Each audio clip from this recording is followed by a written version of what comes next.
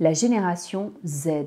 Nombre de managers partagent leurs incompréhensions face à une génération qu'ils jugent désinvestie, fainéante, égoïste, individualiste. Comment intégrer les Z à l'entreprise? Comment s'adapter à ses talents aux aspirations singulières? Dans cette première vidéo, nous verrons en quoi les Z sont différents et dans une seconde vidéo, nous aborderons des clés pratiques pour les intégrer à l'entreprise. Et si les thématiques management et communication vous intéressent, abonnez-vous à la chaîne Anagramme Formation et pensez bien à activer la petite cloche pour être averti des nouvelles vidéos mises en ligne. Tout d'abord, qu'est-ce que la génération Z? La génération Z désigne la génération née entre 1996 et 2008. Aujourd'hui, en France, 5 générations hors enfants cohabitent. Les vétérans nés entre 1928 et 1945, soit 11 millions de personnes. Les baby-boomers nés entre 46 et 64. La génération X entre 65 et 79, la génération Y entre 80 et 95 et enfin la génération Z. Pour comprendre la génération Z, il faut revenir aux racines de l'éducation. En 5 générations, les messages véhiculés durant l'enfance, les injonctions éducatives ont largement évolué. Ces injonctions, une fois l'âge adulte atteint, vont se répercuter dans la vie professionnelle. La différence intergénérationnelle, avant de se jouer dans le monde du travail, se joue dans l'enfance, au sein des familles et de l'école. Pour la génération des vétérans, le mot d'ordre était « Sois fort et réponds aux besoins de ta famille ». C'est une génération née entre 1928 et 1945, marquée par les 2 guerres mondiales. Il s'agissait avant tout d'assurer la survie du clan. Pour les baby-boomers, l'idéal, c'était l'ascension sociale. L'entreprise devenait un moyen de prétendre à un meilleur avenir.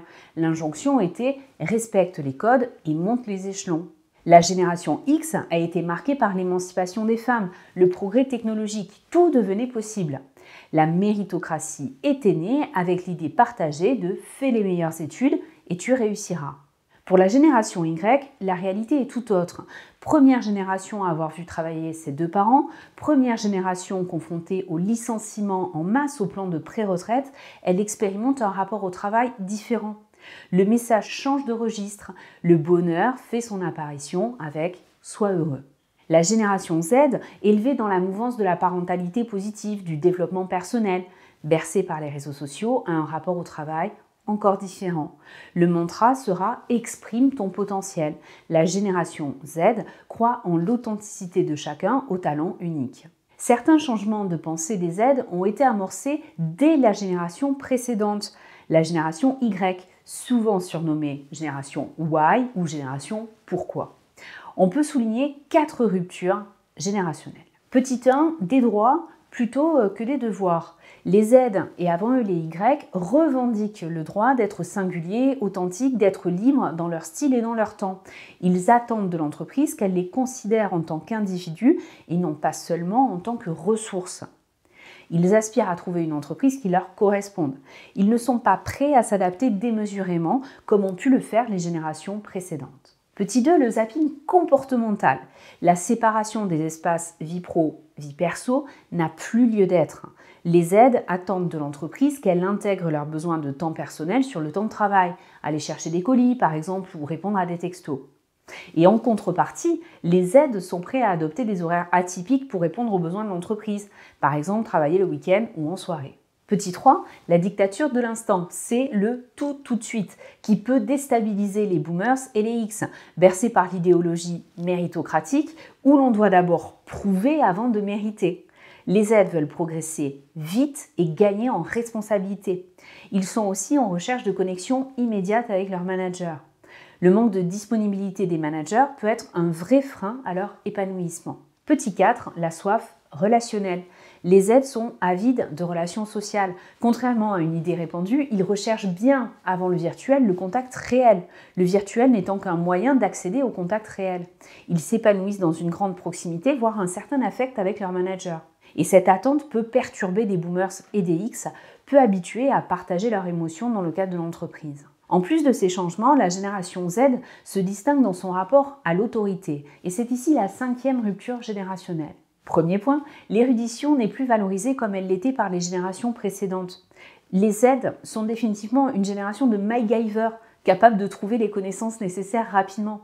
C'est, entre autres facteurs, ce qui explique le décrochage scolaire massif. Pour les Z, difficile de comprendre en quoi la mémorisation de connaissances est importante, alors que ces mêmes informations sont accessibles en quelques clics. Deuxième point, les Z rejettent l'autorité statutaire, c'est-à-dire liée au titre, à la position dans l'entreprise. Ce n'est pas parce qu'un tel ou un tel est manager qu'il doit être aveuglément suivi ou écouté. Ils se posent la question de la crédibilité de leur manager. En d'autres termes, le manager en soi n'a aucune autorité sur le Z. Si le manager utilise des schémas managériaux désuets, rappel excessif des règles, contrôle fréquent, paternalisme, le Z risque de se braquer. Pour autant, les Z adhèrent à l'autorité relationnelle, bâtie sur l'exemplarité, la bienveillance et la justice. Autrement dit, c'est au manager, par son comportement, de gagner l'autorité auprès des Z, de la mériter. En tant que manager, il faudra donc tenir compte des 5 ruptures générationnelles. L'autorité choisie plutôt qu'imposée, la soif relationnelle, la dictature de l'instant, le zapping comportemental et les droits plutôt que les devoirs. Et pour en savoir plus sur leur rapport au travail et les actions à mettre en place, rendez-vous dans une prochaine vidéo.